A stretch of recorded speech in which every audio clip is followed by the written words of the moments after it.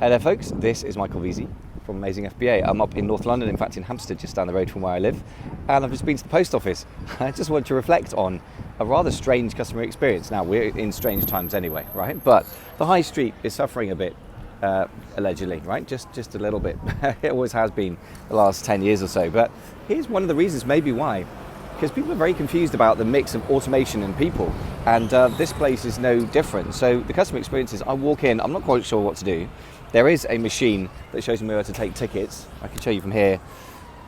It's blank, so I didn't take a ticket, which is a very kind of Italian thing, you know.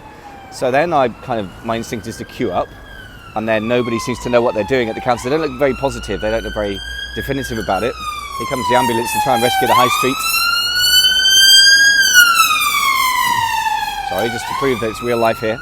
And then I realised that there are some automatic machines, which I'm not going to go in and embarrass myself showing them, but automatic machines that are supposed to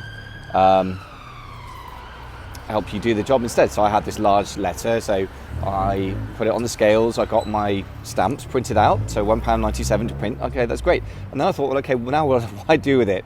So I looked around, and there was a notice somewhere that said collection point. So I thought, well, okay, or drop and collection. So I thought, well, okay, I'm going to drop it off there.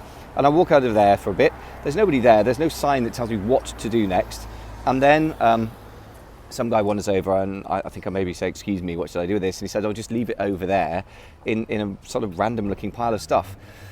So let's break down what they've done wrong here.